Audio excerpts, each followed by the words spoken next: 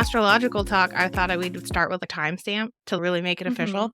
So November 7th, 2023. We are currently 2:55 p.m. Pacific and broadcasting from Whatcom County, Washington, but also have San Diego live too. A couple other things that I thought was cool, noteworthy transits for this recording time for today is that today Venus entered Libra, which is about strengthening connections, and my personal third house of communication and your 11th house. And also that Mercury is sextile Pluto. That's like super deep, intense conversations. So I hope we just like dive into the 12th house super deep. That will be an intense conversation. The 12th house Yes, and then 10th house. So, exactly. Everyone's afraid of it, but it's tough, but I don't think anyone should be afraid. not afraid. It definitely was, and we'll probably get into this later, but recently having gone through a 12th house perfection year was like, I feel like I am less afraid of it now, or less, but it's definitely an intense house. It's probably the house that I feel like I come back to the most as far as what affects me the most, like in my life. No, that makes sense. All right, so let's get into kind of like the technical side of the 12th house, and then we can dive into more meaning stuff. So, when you're looking at a birth chart, the 12th house is way over here on the left, and most of us are familiar with our ascendant or our rising sign. It's right above our rising sign. So basically, this line right here, when using the whole house sign system, is the horizon. So anything rising over this line has just come into view, just come into light. The sun just rose up. We'll get into what the 12th house means, but I think that just the placement astronomically is one that kind of makes whatever's in this house like a newborn baby. The energies are like unconscious and unknown because they're just emerging into view. And on top of that, because the 12th house is the horizon line, we think about when the sun is rising. And if something was rising with the sun, you wouldn't be able to see it in technical terms. It's called combust or in the rays of the sun. And if you ever obviously try to look at something at the look at the sun or look at something close to the sun, which isn't recommended, but if you try, the sun is so bright that it washes it out, basically makes anything in its proximity invisible. So I think that really plays into 12th house themes also. Okay, so let's hit a little bit on why we're starting with the 12th house instead of the first house. Yeah, because we talked about this for a while, both why we would start with the 12th instead of the first, because the first seems like maybe the more logical choice. Um, and so I feel like one thing to keep in mind is that there is no like linear, right? It's not the first house through the 12th house. It's like a circle. So you're always Right. going through them in like a circular way, and it's recursive. You'll like go back to houses. It's not like you do the stuff with one house and then you're done and you like move on.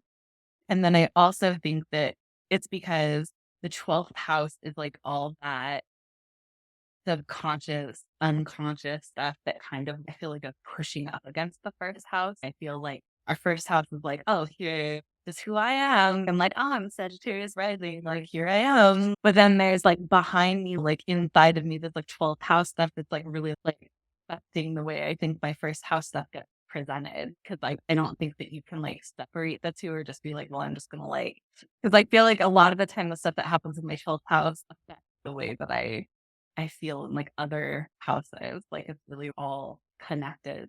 So. Yeah, that makes total sense. For sure. A lot of people say that this house is also related to like childbirth and child labor or child labor, having a child, the act of labor, um, because it's right before the first house, which represents the moment you were actually born when you're coming into this world. And rising signs change about every 2 hours. So that's why having an accurate birth time is really important to line up your chart with houses properly. But if we look at the 12th house as it's the sign before your rising sign, that would mean that it's roughly 2 hours before you actually were born. So that can correlate to the labor that your mother was going through, what she was experiencing, and how the process happened itself. Um, some people also think that it could be extend to the whole pregnancy. And like you said, those things that are pushing you, you're a Sagittarius, but you're ultimately driven by the 12th house in a way. There's something in psychology called the umbilical effect. If you think about babies born when the mother was like, say, using drugs or something, the umbilical cord, because they're attached to each other, the baby ultimately receives whatever the mother is giving it. So the umbilical effect can happen psychologically also when you think about your mother's pregnancy. What was she going through? What mental state was she in? Was she happy? Was she stressed? Like those things um, are said to also be passed down with this umbilical effect and then therefore represented in the 12th house and ultimately, like you said, coloring the way you approach the world when you come out. Um, and some people, do you I have to look at your chart? You have Pluto in the 12th, right? Yeah. Do you know of any instances? Was your mother, I don't mean, you don't have to share if you don't want to, but was there any instances during your her pregnancy with you that would be plutonic in nature, or say, because one of the examples I had of Pluto in the 12th was maybe a child who had this un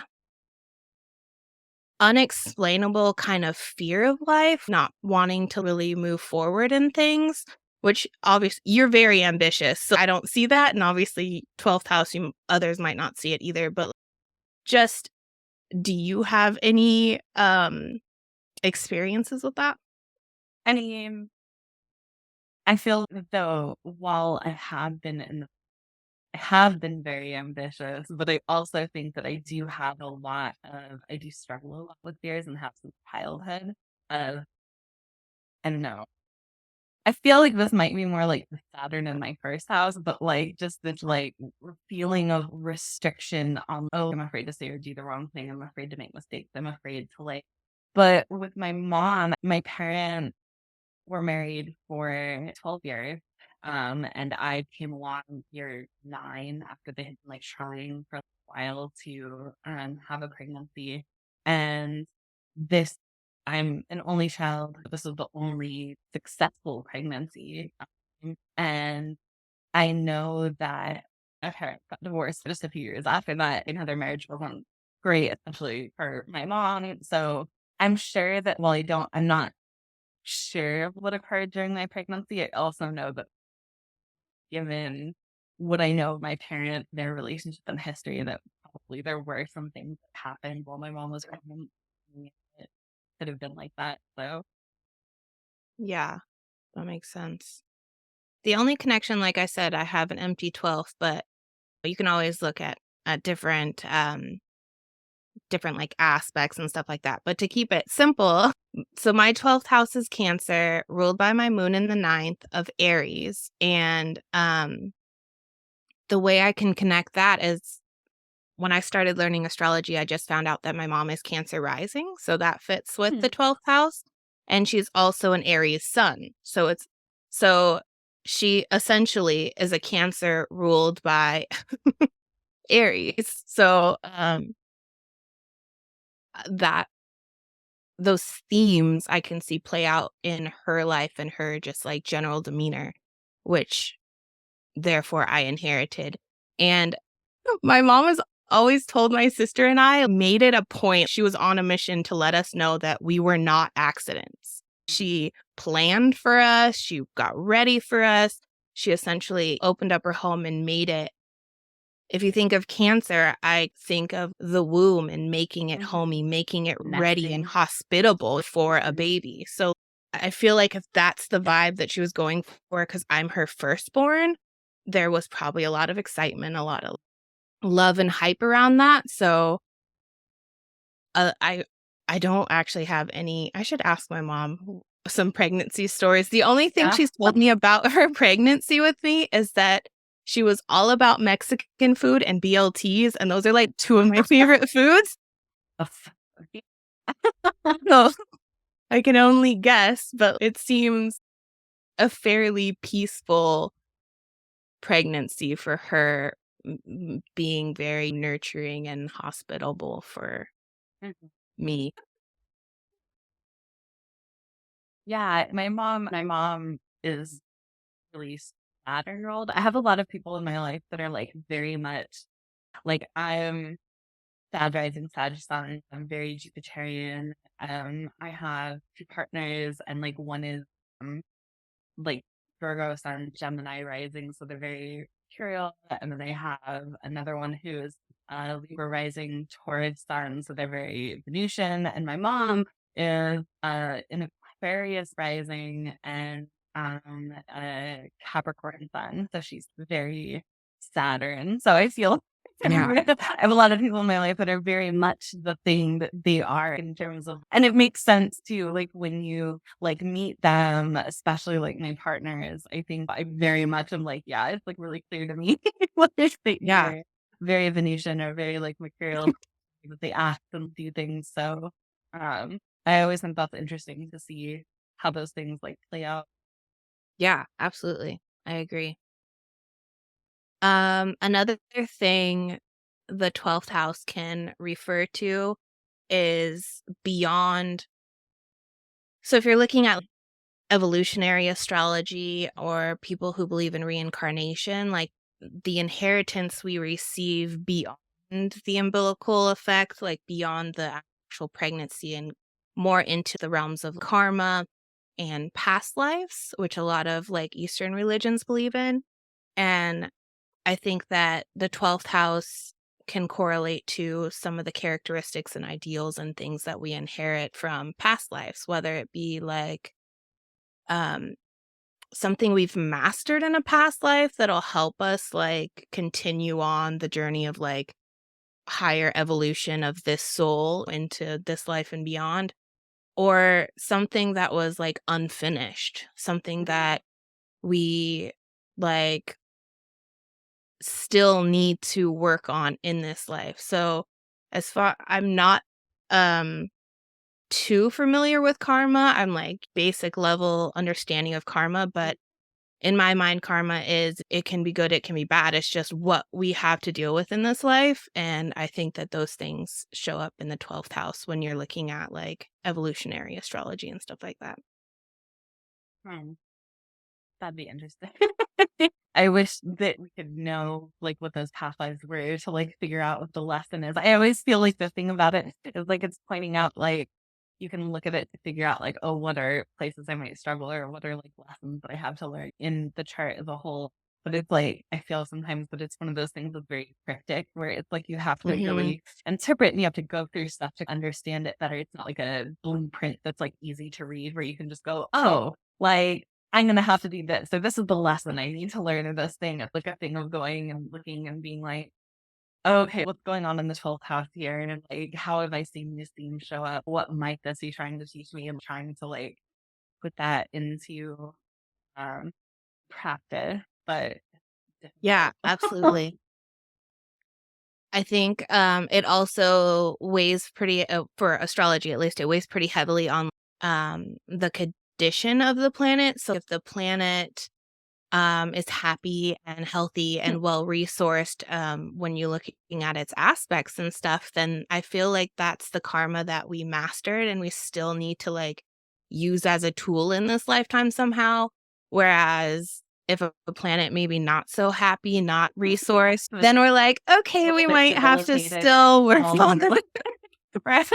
over here with my Scorpio Venus. It's I don't know if it's happy or not wearing it. It's a struggle for sure.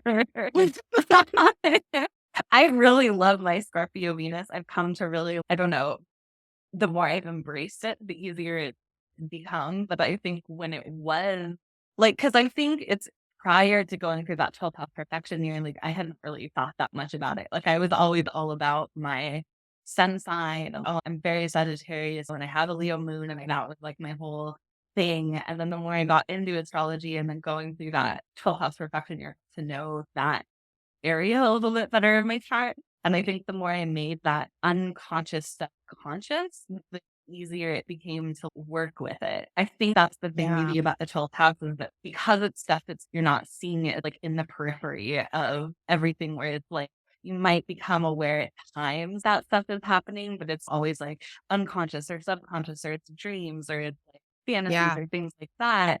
And then it's the more you start to turn towards it and look at it directly instead of always having it behind you or in the periphery, the more it becomes clearer where you can start to piece these things together and be like, oh, that's what's happening here.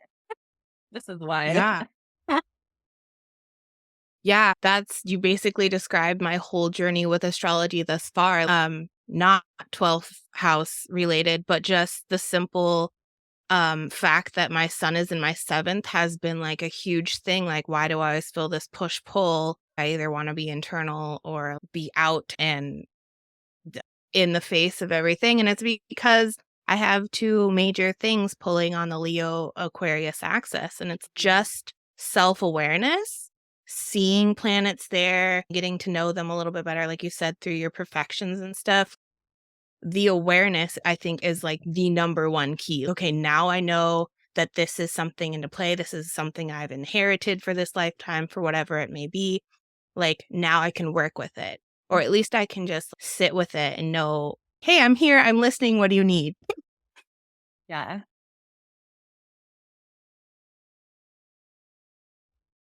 Did we touch on how the 12th interacts with the first? If you want to go into deeper with that, you Yeah. can. Um, I just think it's interesting. I touched on it a little in terms of the way that the first half of like your presentation of self or the way that like, other people are going to receive you. And then this is like all the stuff that kind of I don't know, I feel like that's all the stuff, my childhood traumas and, like, my relationships and, like, all the stuff that have happened in my past that have built up, like, you read these books, about how the body stores trauma, right? Or that we have these things that just build up inside of us or, like, little traumas, right? Because a lot of times we look at trauma and we're going, "Oh, it's gotta be this one big event or something and these really huge things Right. that cause trauma, but it's not necessarily. There are a lot of things that are like little traumas that happen daily or things like that. And a lot of my childhood, I think I looked back for a long time and I was like, oh, like it was traumatic. Like I didn't have a bad childhood or something like that. I had, oh, I had problems with my dad or something, but it was like, who doesn't or something. And as an adult, having conversations with people and going to therapy and all this stuff, it became a lot more clear to me. But some parts of my childhood were like really traumatic to me. Um, and that stuff just built up in the background and I wasn't necessarily like aware of it all the time. And I'm really and this probably is most of my planets are like a good chunk of my planets are in my first house in Sagittarius. I just have a lot of planets in Sagittarius, Mhm. more so than any other place in my chart, including like my Mercury and my Sun, my Saturn, like Uranus, like all this stuff. And I tend to find that I'm a very like inward directed person a lot of the time. And that probably also comes from having this like 12th house in Scorpio. I tend to think a lot about myself. Uh, it's like I'm always like, but I don't like often feel my emotions. I intellectualize my emotions. Like I tend to like look at them from this like thing of, oh, well, like I know that I do this thing because this thing happened to me. And so therefore, because I know it happened, because I have intellectualized it, I should be able to like not feel that way anymore. I should be able to Mm. go through life and not worry about this trauma because I understand the trauma. I understand Mhm. what happened. I understand why it happened. And then I like kept facing these blocks, right? It's just like, well, I don't understand why I can't move past it because I know what happened. I understand. So why can't I stop having these quote unquote bad behaviors, right? Like I can't get rid of these bad habits or undo these bad things. And then the more that I like, when I went through that 12 house reflection year and the more I was like sitting with it and like thinking about these things and doing shadow work and journaling and really like trying to feel my emotions more and just let myself express them and process them, the easier it became to let go of those. And I feel like that's a lot of what the 12th house is all this subconscious stuff that if you're just like not paying attention to it, it's just like building up in the background, like a computer cache or something, where it's just like, it's just building Yeah. up. Here's all this stuff, right? And you're not clearing it out, you're not dealing with it, you're not whatever. And then all of a sudden one day, like things just aren't functioning, right? And so I think that led to a lot of like me not being able to express myself fully or get the things that I wanted, especially related to like love and stuff like that. My Venus is in my 12th, and I have a lot of issues with like my self image and whether or not like I like the way I look or things like that. And that's a lot of the stuff that's like hidden. I feel like the stuff that's in the 12th house is stuff that you don't necessarily see, that you don't see the things that you can't like access them as readily or as easily. So these Mhm. planets that are there or the things that are there, it's almost like you really have to like do work to gain access to those things. They won't come naturally, is what it feels like.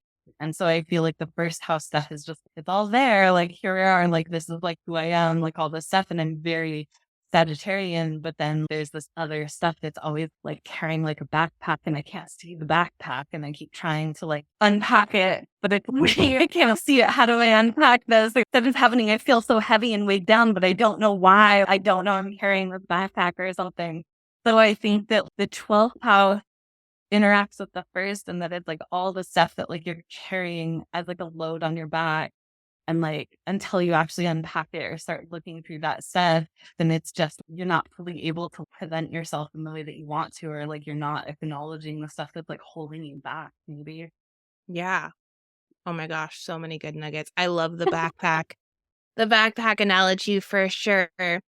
Um, One really good point that I just wanna, like, reiterate is that when we think about traumas, if you're looking at your 12th house or whatever, as a listener, and you're like, "Well, I didn't have any traumas," but it doesn't have to be something big, like you said, it Mhm. doesn't have to be something big, and those little day-to-day just, nagging feelings or nagging voices. Maybe you're just being emotionally manipulated or put down on a daily basis from partner, boss, whoever.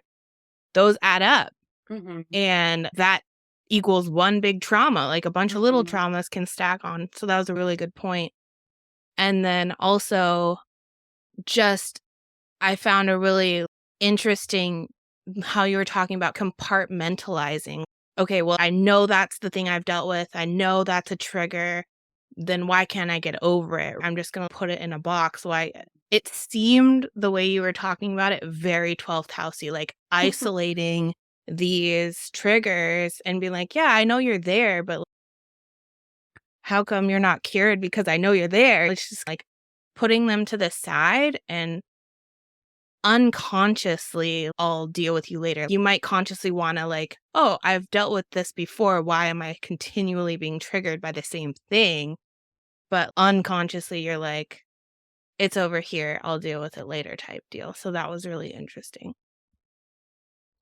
Um, oh my gosh, and the backpack. So the backpack was also super interesting to me because sometimes, depending on the person's strength at the 12th house and obviously other chart aspects, I think that there's times where the person can't see the backpack because 'cause they're wearing it, but Mhm. everyone else is, "Dude, this guy Yeah. is in the mall with a hiking backpack. It's ginormous. What it does take it off. What is his Mhm. problem?" I think there's so many different layers to this backpack analogy that is, like, so fascinating to dive into, and, yeah, like, the 12th house can be hidden from us, out of view from us, but, like, when interacting with our first house, you're pushing us to express through the lens of the 12th that everyone else around us can see that without us, like, even knowing it's happening. So That's like a thing of I think when you're talking with a friend or something like that, and they're telling you about their relationship problems, right? And it's so clear to you as like the person who's like outside of the relationship what the yeah. issue is or like what they should do. And oh my God, like it's so clear, right? Like to the person who's like in it, it's not clear or it's not easy at least, right? Because even if Mhm. they know what the right answer is, it's like harder to do it. And I think that also feels like very much the same where it's like other people might be able to really see where your triggers are, like what trauma you have, or like what kinds of these like ways of coping you have that maybe aren't healthy or something like that, but you aren't necessarily seeing that always because yeah, it's like behind you. It's like on this backpack. And it's also behind you, like in the sense of a lot of that stuff is history, right? A lot of the trauma and stuff Yes. that happened in the past. So it's like 36, almost 37 now, and still dealing with stuff that happened to me when I was like a child. And still, it was only last year, I think last year, that I ended communication with my dad after 36 years of having that kind of trauma where and that's the thing too, right, is that the trauma can continue. It's like the trauma happened really when I was a child, but I was still being like heavily triggered by stuff that he would do now, even though I knew I'm not a child anymore. I'm not like dependent on him. It's not when my mom used to drop me off at his house and it was like always up there because I was a kid and I couldn't leave and he was bigger than me and all this kind of stuff. I could leave now. I had a car, like I lived a state away and like I was, it's like I was talking to him on the phone and it felt sometimes like, why does this affect me so badly? Like, why do I feel so hurt? Then I'll be like, there were times where like we would have a conversation on the phone and it would be like days of me like crying and feeling awful and just like the most intense kind of emotional pain. And, like, I was like, "Why does this affect me so much when it's so far in the past?" So I think that's the other thing is this backpack is so heavy and the stuff has become so compacted in there and so layered and that it's really hard to even untangle it because then that trauma showed up in other relationships I had, which then added to that and became entangled with that. So it was like I couldn't just do away with one, like, oh, I'm like fixing my dad, and everything else is gonna be fine because it was like, well, now that has found its way into every other part of my life. And so I have to like slowly, and that's also a reason why I think the 12th house is so important because it's like all that stuff like creeps in and it's like showing up in the other houses. It's just like you may not necessarily see like where it's originating from. Yeah, definitely. Another thing about the 12th house is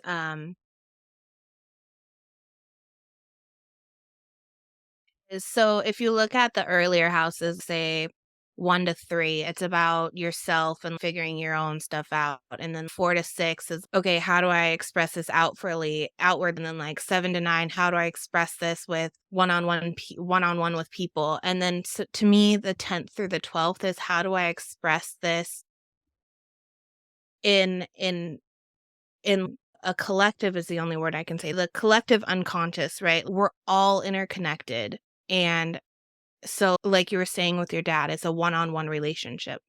But because this is in a house that's for the collective, not just for those personal relationships, that when you're not dealing with that, it'll show up through other people because it's the karma that we need to deal with no matter what. It doesn't matter. It's not the relationship with dad, right? It's the way we learn how to cope with these situations. And so they're going to continually show up until we get to a place where we're I don't wanna say comfortable with it because that's not a place where we can and deal with it healthily, right? Mhm. Like, we can deal with it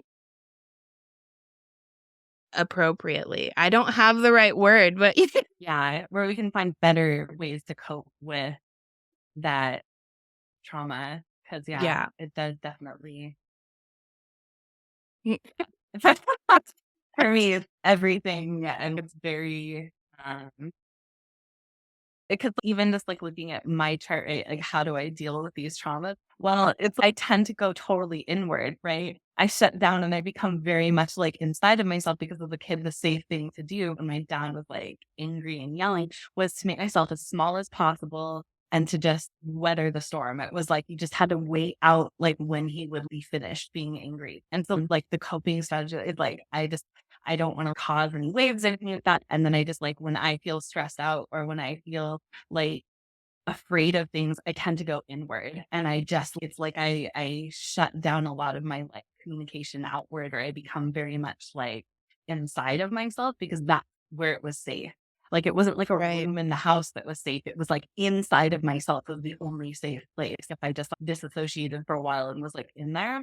And that seems very Scorpio, like to be like, just Yeah. like, I'm just gonna be here doing me and like, I don't want to interact. And then every once in a while, I'll have a thing where I get too much and then I blow up and then I like do this thing because I can be very like that was the thing that I learned was like, my 12th house and my 4th house are both like water, and my Mars is in Pisces. And so I struggle a lot with not being passive aggressive. I struggle a lot with not being like, I don't know how to express my needs, or I don't know how to like, um, say things directly, even though I'm a Sagittarius. Like that was always the thing. It was like, oh, Sagittarius are so blunt. They're so like, they always tell the truth. They always do this stuff. And I struggle with lying. Lying is hard for me to do. And I don't like to directly just say a lie. But if I can't say something that I want to say, a lot of the time I'm in there dealing with it. And then I'll have these moments where I lash out with this little stinger of like passive aggressiveness of, I don't know, I'm like mad about something, but I'm like, can I say what it is? Because that's going to lead to more problems. So I feel like a lot of my communication sometimes feels like it's underwater, like that I'm literally coming from like a place of I can't talk about stuff and it's all underwater and happening below the surface. And I'm trying to Mm. like I do a lot of, I'll be thinking a lot inside my head and I don't say anything until I already get to a point of having decided something. Like I don't let other people in on my process. I've already come to this conclusion and then I'll tell you. I think Yeah. Just for the listeners, so her 12th house is Scorpio, and Scorpio is traditionally ruled by Mars, so that's why she was Right. alluding to her Mars. But I also see a lot of that in Venus too, because Venus, her main objective is to connect and create rapport and be in union with someone. And when she can't, and she's in the 12th house, that would be going inward. Well, I can be one with myself. I can be in this solitude, and me and Yeah. myself and I are in a good place. And also the Scorpio. So Scorpio, like you said, they're waiting. They're like in the dark when they're hunting. They don't waste energy, they just hang out and they wait for the right time to just attack, Mhm. sting, and go back to business. Like, And there are things too not related to relationships or it'd be like that where like I don't say a lot. I read something on an astrology website that I really that was like, oh well, if you have a Scorpio Venus and a Pisces Mars, and it was like, oh, like you're really quiet. You aren't the one to talk a lot. And people have to get down to your level to talk to you. And as if that's really true, especially in group settings, they tend not to talk very much. And somebody has to come to me for me to open up to them a little bit. But it also works in terms of like my actual aggression because a lot of the time I won't say anything. I might like really dislike somebody, but I don't generally say anything and just maybe more cold to them. But then if they do something to make me mad, I have really, and this is like the Sagittarius Mercury too, it comes out all of a sudden, I'll just be like, here's like the like thing, I'm going to read you to say something that, and the first thing that came to mind when I was thinking about this was when you and I worked together and there was like a situation when there was somebody that like I wasn't really particularly fond of that we worked with. And then, but I didn't necessarily like say anything to her about it. And I like tried not to interact with her very much. But then she, one time on Facebook, started like saying oh, things. And all of a sudden, I was just like, oh, well, let me tell you that. And then that's going to be like yours. And so it's like that always comes out where I will just build that stuff in my mind of like seeing and then it's wait for the opportunity. Just give me the right opportunity for me to tell you what strike you down. like I might be a Sagittarius, but I have learned like I think when I was a kid I tended to be a lot more blunt and like less conscious of people's feelings and that whole thing. Like I would just say stuff sometimes. But like now I try not to and I really don't want to hurt people or be like mean to people or and like I don't think that being, that whole thing of global and just telling the truth or like, all of that. I think that's crap. Like I think it's silly to use that as like a way of just saying stuff that's gonna be hurtful to people and you don't need to do that. But I also Right. think that if people are gonna like ask for it, I will tell them, which is both, I think, very Scorpions. But there used to be like, I'll sit here and wait for you, and then I'll tell you the truth. It's like you asked for it. Yeah, so with all your Sagittarius placements ruled by Jupiter, Jupiter is conjunct Mars. So whenever you're Jupitering, Mars is, I'm there too. We're going to work Mhm. this out. Yeah, I tend to have a I'm not one who's aggressive. People don't generally see me angry very much. I tend to keep that also in private. Like, most of the time when I would have, like, really bad, like, first, it was by myself because I wanted to keep that away from I think maybe having grown up with my dad, I didn't want to yell at other people. I didn't want to be mad at other people or anything like that. So I'd yell in my car or I'd cry in the shower or I would do all these things, right? Where it's like by myself, I'm going to do these things. But Mhm. like my temper is very immediate and explosive and like angry in those moments. Like it's very loud and very late. So I think that all those things like, show up, like the Scorpio and the Mars in Pisces and my Sagittarian, like Mercury, all that stuff works together to make me this most of the time very easygoing, nothing whatever, but it's all building up below the surface, and then something comes and there's like, what? Yes, like we said, nothing's linear. This Yeah, chart is like a whole functioning unit. yeah. We can't just segregate the 12th house. We can't just Right, segregate like you things because it's all happening at once. even as we're talking, we're like, this is an episode about a 12th house. And then start talking about like, here are the other houses as well. But it really is hard to discuss like just one house in isolation because it's like you can focus on it, but it's always going to interact with these other things that are happening in other houses. So, Yes. Um, and the 12th house gets a very bad rap. So the 12th house is also called the house of bad spirit or bad daemon. And it is also the house where Saturn finds joy. So if you ever have a problem thinking about what the house represents, you can always fall back on, well, Saturn's happy there. So what are the conditions of this house if Saturn is therefore happy in this house, right? So Saturn has a lot to do with confinement, like we've been talking about, isolation, pain and suffering, and even thinking back to the childbirth talk, there's obviously pain and suffering within the act of childbirth. Um, Misfortune, it can do with imprisonment. Um, but altogether, Saturn really enjoys like slow, steady progress, like long-term goals. So, um, even thinking back to childbirth again, like the labor and the birth is basically like the culmination of this 9-month gestation period, right? Slow and steady growth within the womb. And then the event, childbirth, the pain and suffering that's happening for the woman giving labor ultimately ends in something happy. There's a reward for that, which is the child. Um, and so I think that if we look into these kind of like themes, it's all showing us that like pain is a necessary, like you need pain to gain. Pain is a necessary thing we need to go through in life. mhm. Um, and that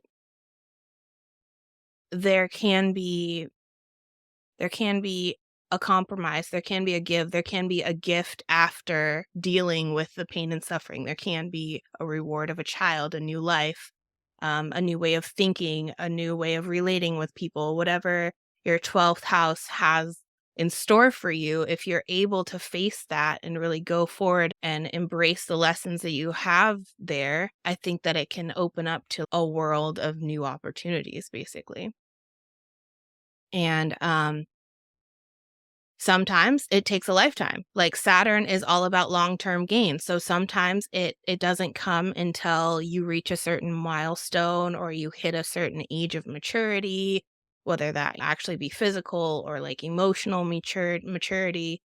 Um which is also interesting to think about because in like ancient Greek mythology, um, Saturn is the god of time, Chronos. So if you think about things taking a long time, like where you were talking about the backpack is compiled of things that as far Mhm. as consciously we see happened when I was 3, 4, like all these things, but maybe subconsciously it was like a thing your mom and your grandma had to deal with. Like you and I had to talk about the egg Yeah. situation. I I was was just thinking thinking about that. that. I was just thinking You about do that you while we wanna were talking. explain that? Yeah.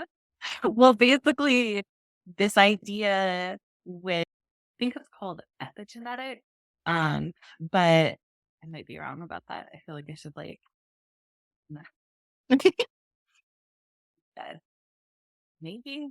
I think it's epigenetic, but anyway, there was like this study um about how people who were in traumatic situations, like particularly the Holocaust, those things were put into their descendants, right? Because the person going through that was carrying, because women are born with all the eggs that they're ever going to have in their lifetime, right?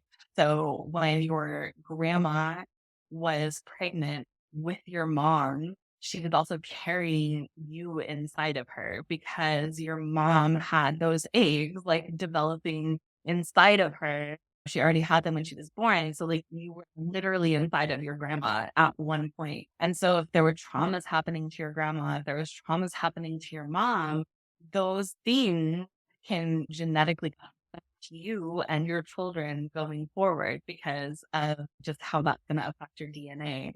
I don't fully understand like all of the details of the science behind it, but I know that's like kind of the ultimate conclusion of it is that if Yeah. you were inside of your grandma, the things that affected them will in some ways be passed down to you, which is like a literal way of thinking of this generational trauma, right? Like we talk a lot about that. I think as millennials, they're like, I hear Gen Z talk about it a lot too, right? Where it's like this thing of the traumas that were happening to like our grandparents and our parents are still affecting us because it affected the way that when our parents or grandparents, if they were abused or if they had bad stuff happen to them in their childhood, that affected the way that they raised their kid. And that affected them the way that kid raised you. And then that we're all carrying that stuff with us, even if it never happened to us, even if we feel like it has nothing to do with us, because we pass that both literally in the sense of the eggs of that kind of thing down, but also in the sense of the way that we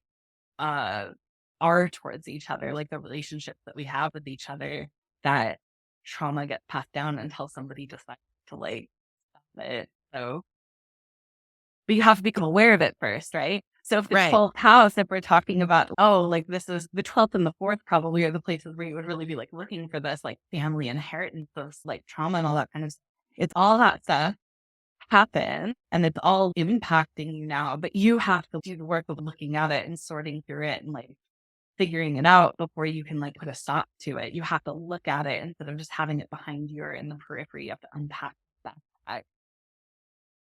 Yeah, absolutely fascinating. That's just an absurd thing to think about, especially, um, as Americans, because just this country in general is so Mhm. young that, like, some of our grandparents I don't know, the history, the Yeah. timeline of that going back just 2 generations puts us in a completely different Yeah.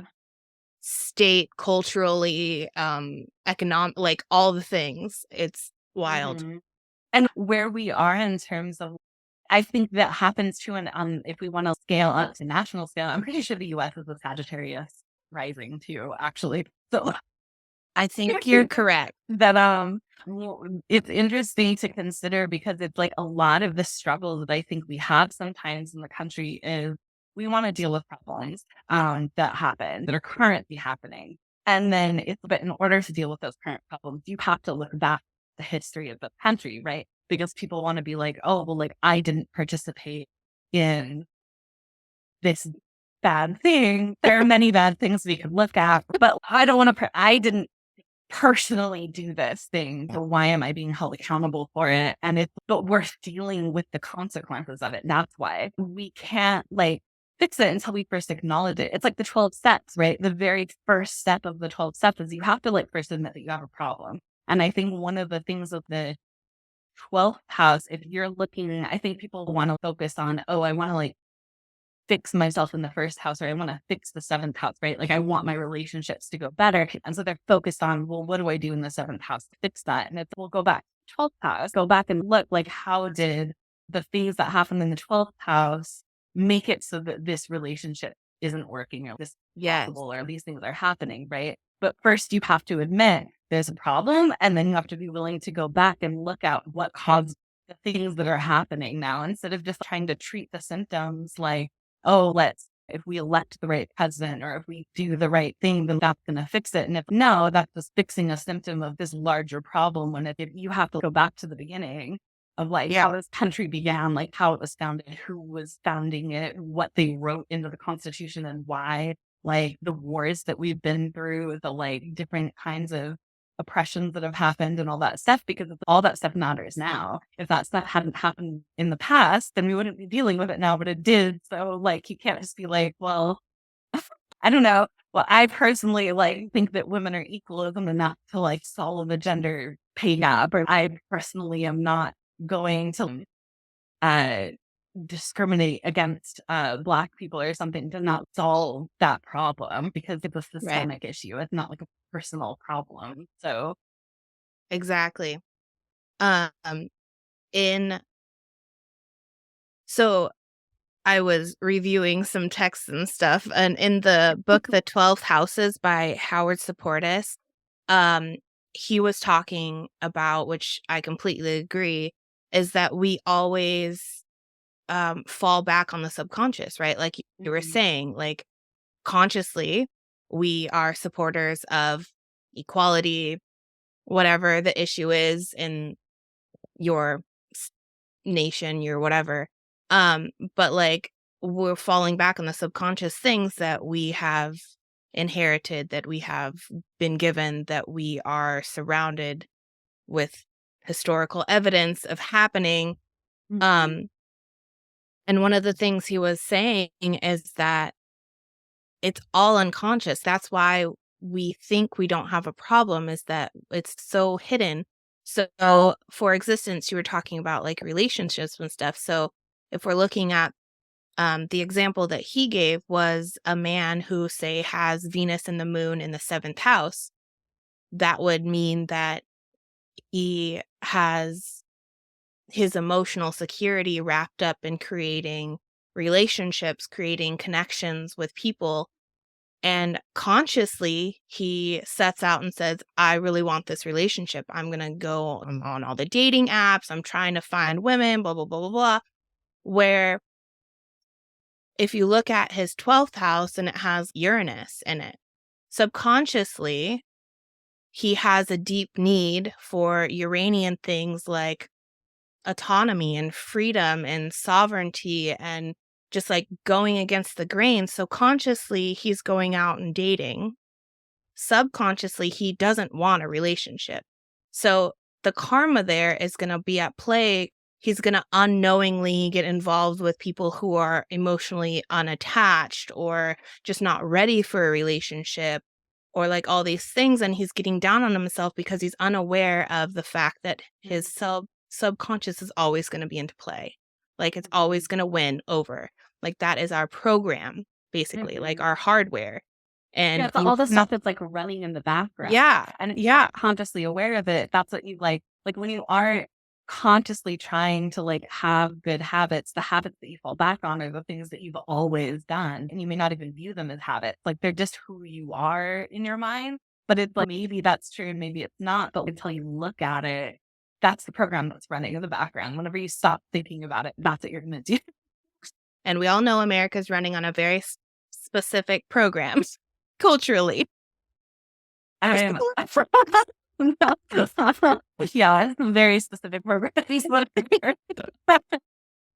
Mm.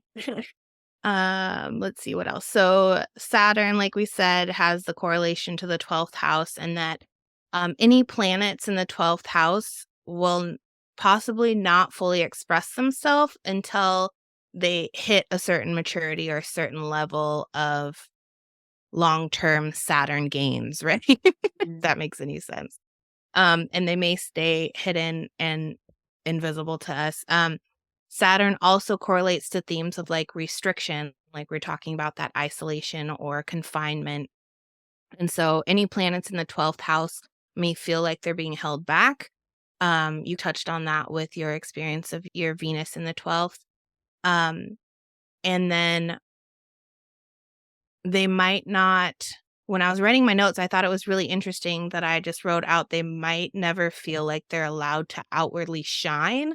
And it made me think about what we were talking about the technical 12th house and that being the horizon rising point, and how if you have something in the 12th house that wants to shine, but the sun is blocking out that light, like it can literally just be encompassed in something else. I don't know if I'm articulating that properly, but I found it like an interesting way of thinking of things. Mhm. Um, and what else do we have? So another, depending on your school of thought and your astrology training, if you have any, or whoever you get your astrological knowledge from, um, the 12th house can have a correlation to the sign of Pisces and the planet Neptune. And I personally, I don't want to say believe in, I don't practice the natural zodiac, which basically says that the first house equals Aries equals Mars, like they're Mhm. all equivalent. And I use the terminology from my schooling and the astrologer Tony Howard and say they all have an affinity, but there's no equal sign there. You always have to fall back on the sign on the cusp of the house. So if your 12th house is Scorpio, then it's Scorpio, which is a bad example because that's ruled by Mars. But Well, that and yeah, 12th and my house, Mars is in Pisces. It's like hard because like I started out because I was like, oh, I really feel that, but then I'm like, oh, well, that's because my Mars is in Pisces and they're both kind of right? water signs. They're both in that same sort of. So I feel like a lot of Pisces stuff does apply to my 12th house, but those two are really connected for me. So Exactly. Yeah. It's definitely hard to differentiate things when there is a clear connection. But um, just for if you're looking as listeners at your own chart, always fall back on the sign on the cusp to tell you more about the ways in which that house is going to represent. Um, but that being said, there's no equal sign, but there's definitely an affinity and a correlation and some gray areas that kind of mesh the themes of the sign Pisces, the planet Neptune, and the 12th house. Um, so Pisces and Neptune are to me very, you're at the end of the zodiac where you're like, you've gone through, like we talked about, the personal things and then the interpersonal things. And like now you're into the like cosmic connection stuff. You're like looking for a bigger thing to be a part of. If we think about the themes of childbirth, you're literally your whole world while in your mother is the womb. Like you're mhm. completely in company. You don't know anything else from this human. You don't obviously know it's a human raising you, probably. Who knows? But you don't know anything else than this person, right? This Mhm. environment. And when you're surrounded by that, the boundaries between you and, in this instant, your mother are very blurred, right? You don't really know anything else. So the 12th house to me when it relates to Pisces and Neptune are very much around these blurred boundaries and or complete boundaries, as we'll talk about a little bit later. But the idea of empathy for the collective, um the boundaries between, like we talked about, the epigenetics, there's like a connection between you and your grandmother's traumas. Those are blurred boundaries. Um, so another thing I think of when I think of Pisces, Neptune in the 12th house is like the occult and spirituality. And I found in my The Houses, Temples of the Sky book by Deborah Holding this passage that I found really interesting about William Lilly, who was a 17th century English astrologer. And if I can find it, there we go. When they think about spirituality. So for me, there's a couple different ways 12th house, because sometimes spirituality gets thrown into a different house. But I think it depends on your reason. If your reason for meditation or divination practices or religion have to do with connecting with the collective, connecting with the greater unconscious, like having that unity, then I feel like it falls into the 12th house. If your reason for divination is for self pleasure or like self like gratification, I don't really know how to say it, then I feel like it doesn't like belong in the 12th house, if that makes sense. So there's a lot of overlap, but I think if you get down to the root of things, like wanting to be one again, like as if you were in the womb, like you're completely engulfed in this, the whole world, your womb is your whole world, then we're talking about the 12th house. So, um, according to William Lilly, he gave the 12th house signification for witches, which I thought was really interesting. And in this book, it says that um, William Lilly gave it signification for witches, and it is possible that our idea of mysticism springs from that mysticism being connected to the 12th house. But Lilly was thinking of such men as maliciously undermining their neighbor and inform secretly against them. So the way that he was thinking of witches was like they have a hidden agenda, and that's why he put it in the 12th house. Hmm. Um, a characteristic appropriate to the essentially malefic nature of the house, whereas a general understanding of spirituality and mysticism is not. So, like I said, I think that it has to do with your reasons behind the needing for connection, right? Mm. Um, and I also have a note about suffering as a pathway to enlightenment and transcendence. Like, transcendence is a thing that's correlated to the 12th house. And suffering is obviously correlated to the 12th house, but I think it is, in a way,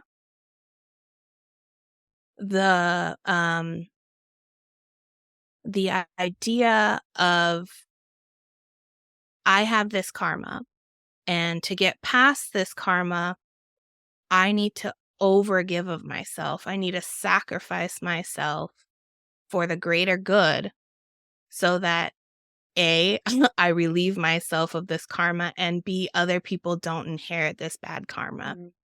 So, there's this idea, which I think is also very Neptunian and Pisces, that this suffering's like the only way to gain enlightenment, which I thought was really interesting.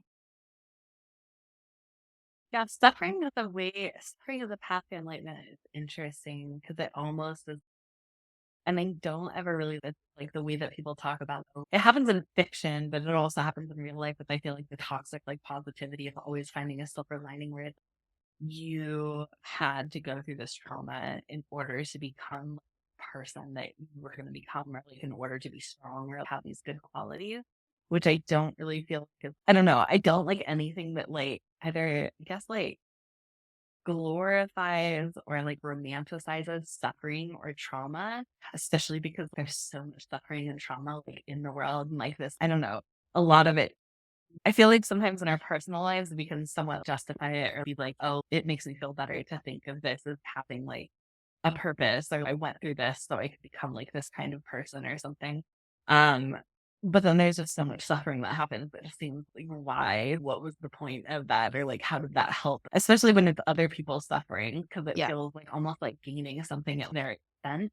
So I think that's an interesting, I don't know. Anything, I also, but to look at it in another way, what I do like about it is this idea that without any kind of suffering in life, if we had this perfect lives and you came into this world and everything was just handed to you that you wanted and you never struggled, you never had anything negative, no negative experience, everything was always just perfect from A to Z, that there would be no growth. There would be no, you would just, I think, not appreciate those things. You wouldn't understand those things. It would just be like, well, this is just life is all pleasure. Life is all like good. Right. And that I don't really know like how to say because it's obviously, wow, that's the dream. Who would be like, well, I don't want that because obviously that's what we all want and it would be better than a life of suffering for sure. But I don't know. I feel like I don't know. Suffering and growth are like an interesting thing because I don't want to romanticize it, but I also I don't feel like you can have growth without it. There has to be some measure of even just like this dichotomy of in order to feel happy, you have to experience sadness because how do you know what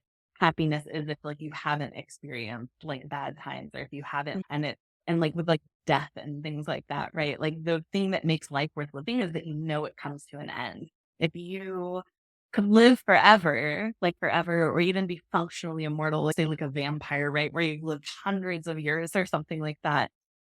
I think that we see that even in like literature and stuff. Like if you're looking at like vampire books or like things where there are immortal beings, they tend to like not really they either end up bored or they don't really care about life. They don't really have nothing has any utility for them because you never have to worry about losing it. You never have to worry about like, that it might be taken away or it might not last forever. And the fact that things are like finite is actually what makes them like important. Because you go, why people have midlife crises, right? Because like for a long time, you go through life feeling like almost invincible or, oh, I can just do anything. Everything's fine. And like, I'll live forever. And not that you literally think, you're going to die at some point, but it just feels so far away. I think, especially Yeah. when you're like a teenager, like in your 20s for a lot of people, that it's just, I don't know, it's just so far away. I'm just going to do what I want to do. But then you get to a certain age and then, like you either have health problems or like, you see your parent going through health problems or you lose a parent or things like that. Right. And then there's this thing that reminds you that, oh, like life is like finite, like you don't have forever. And then that's when people start like trying to, I think almost like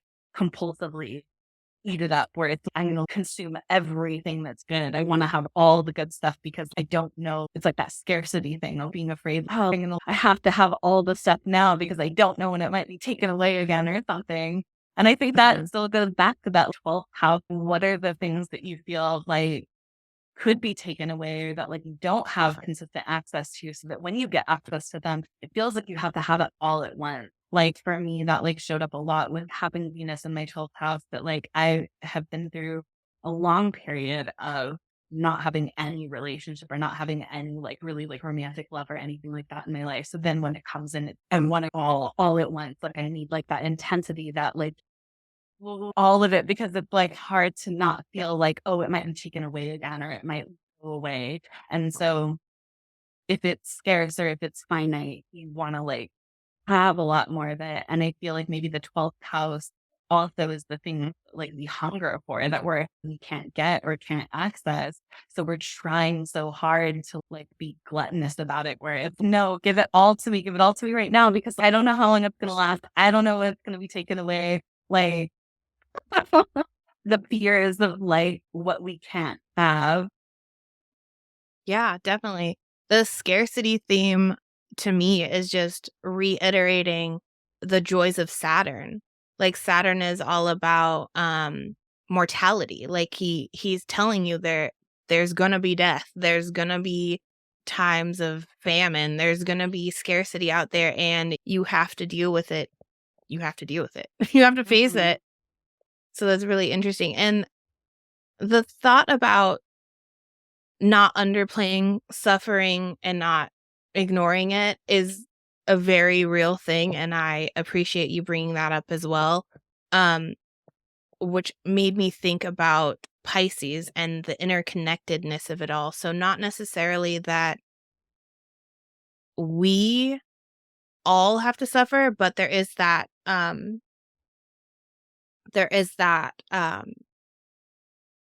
what is the word? That juxtaposition of we have to know bad to know if it's good, right?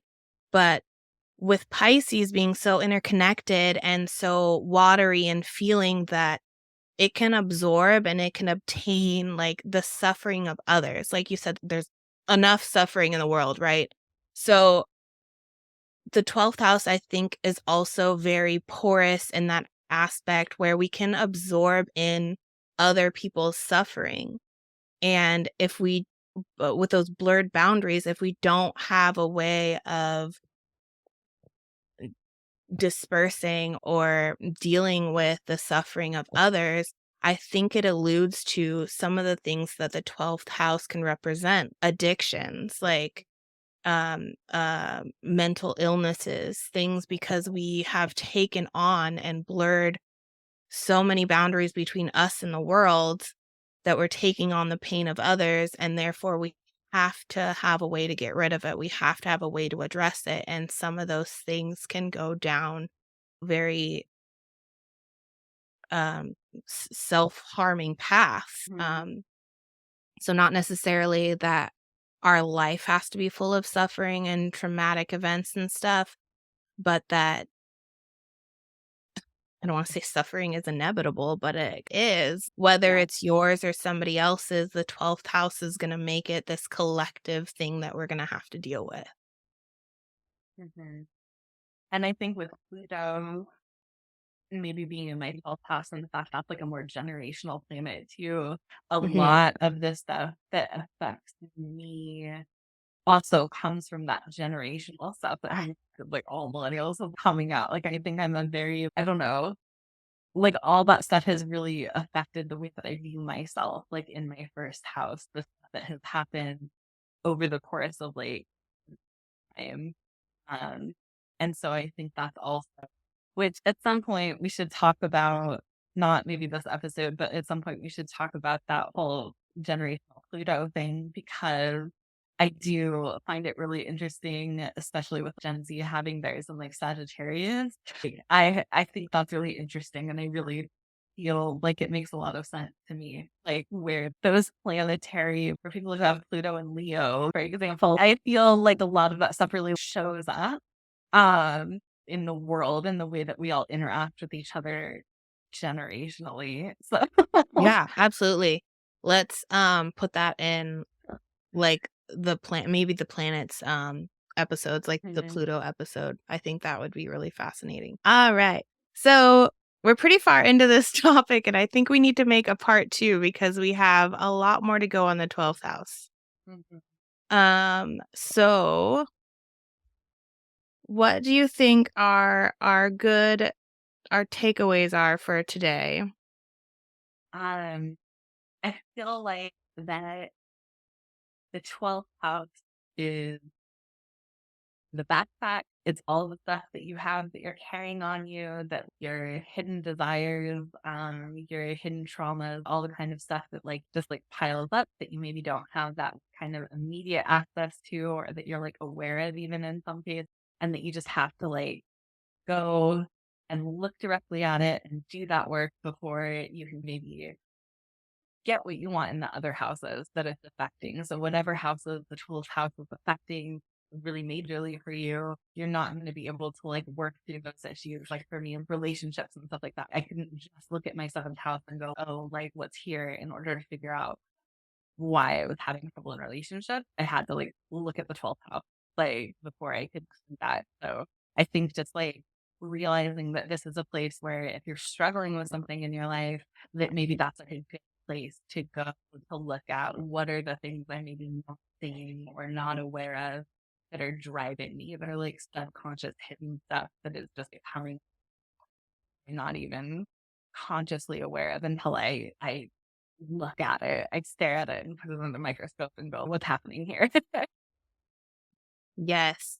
Yeah. I think that is definitely a main point to drive home is that the unconscious is ultimately going to have the say in everything that Mhm. happens. And if we don't address that, that it can pile up and our backpack can be ginormous. And probably everyone else in the world can see it except for us. Mhm. And that's not just for people, but for countries too, right? I'm sure other Yes. countries can look at America and be like, here's exactly what's wrong with you. But Yeah. when, when you're living here, it's maybe not so simple. So, yeah, just any 12th house for any person, place, thing is going to have an effect on how that gets viewed. That it's not just the first house that's really coming out. Like, that's the thing that we like see the most or think of the most, but it's like the 12th house is like just as important and it's really coming through. It's like bleeding through. Like we talked about it being porous. And so it's like really bleeding into that first house and then Yeah, affecting it. absolutely. Let's see, any other wrap up details?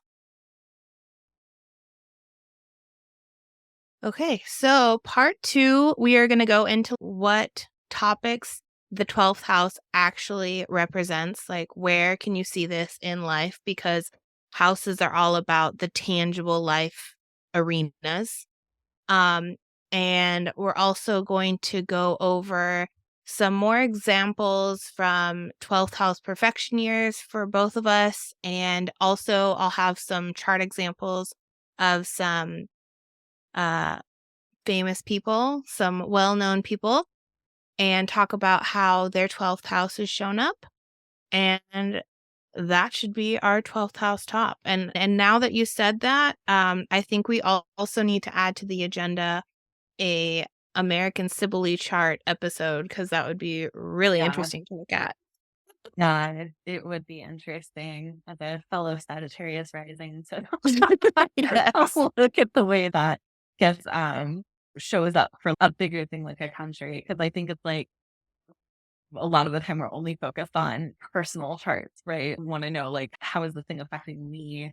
But then I think it's really interesting to sometimes look at these bigger things like a whole country or something, like how we can really see clearly how that the way that our country interacts with other countries, or even the way that we interact with like our country, depending on where our stuff is falling in. If we do a synastry chart between yourself and the country you live in, Mm, like, that might be yes. interesting to see, right? Like, how do you get affected by the stuff that happens like within your country? So, Yeah, absolutely. Okay, put that on the list. All right. Until then, I hope you enjoyed part 1, and we'll see you for part 2 of the 12th house episode.